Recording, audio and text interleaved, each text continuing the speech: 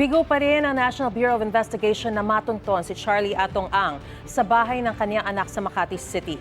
Ang Department of the Interior and Local Government itinaas sa 20 million pesos ang patong sa ulo ni Ang na wanted kaugnay sa mga kaso ng mga nawawalang sabongero. May unang balita si John Consulta. We are increasing the bounty for Atong Ang to 20 million pesos for information leading to his arrest. Seryoso.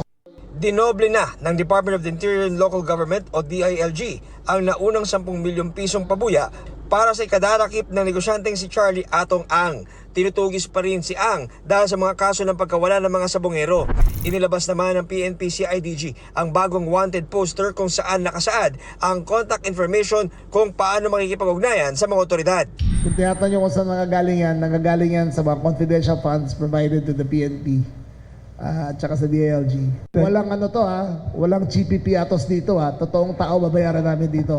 This would actually attract more informants to participate and cooperate. Talagang seryoso ang batas na maaresto ang ating akusado. Sa patuloy na pagtugis kay Ang, pinasok na rin ng NBI Organized Transnational Crime Division ang bahay ng anak ng negosyante sa isang exclusive subdivision sa Makati. Sinuyod nila ang loob ng bahay, maging ang mga nakaparating sasakyan sa loob ng compound.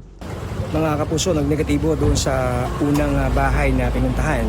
Pero nandito ngayon ang mga ahente ng NBI sa ikalawang bahay na kung saan ay kabilang pa rin sa kanilang target na tingnan. So sa ngayon kasama na nila itong mga abogado ni Charlie Atong Ang at pati ilang mga abogado rin sa ibang law firm para sama-sama daw na tingnan itong bahay na to. Para tiyaking wala makakatakas sa likod ng bahay, gumamit din ng drone ang mga otoridad. Pero bigo silang makita si Ang sa dalawang bahay na kanilang pinuntahan. Ang hawak nilang warat, hiwalay pa sa bagong warrant of arrest na inilabas naman ng San Pablo Regional Trial Court Branch 29 sa Laguna para sa non-bailable na mga kasong serious illegal detention at kidnapping laban kay Ang at 5 pang kapwa niya akusado. Kaugnay naman ito ng pagkawala ng master agent na si Ricardo Lasco ng damputin ng mga armadong lalaki sa kanyang bahay sa San Pablo. Wala pang pahayag ang kampo ni Ang kaugnay ng bagong arrest warrant.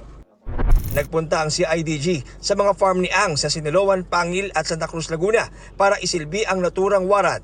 Pero di tulad ng unang pagpunta roon ng mga operatiba, naging mahigpit ngayon ang kanyang mga gwardya at limitado lang ang piniyagang makapasok sa compound. Di rin piniyagan ng media na pumasok para mag-cover. Nagkaroon din ng pre-trial conference sa Santa Cruz, Laguna. Dumalo roon ang 7 tauhan ni Ang kasama ang mga jail guard mula sa Laguna Provincial Jail.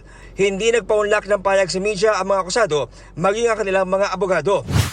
Bagaman hindi pa rin nakikita maski anino ni Ang, kinatuwa naman ng isa sa mga kaanak ng mga nawawalang sabongero ang panibagong arrest warrant pati ang mas mataas na patong sa ulo ni Ang. Sana naman may mga tao na may mabubuting loob na magturo na para naman kay Atong Ang. Sana naman lumantad na po kayo. Maawa naman kayo. Ito ang unang balita. John Consulta para sa GMA Integrated News. Gusto mo bang mauna sa mga balita?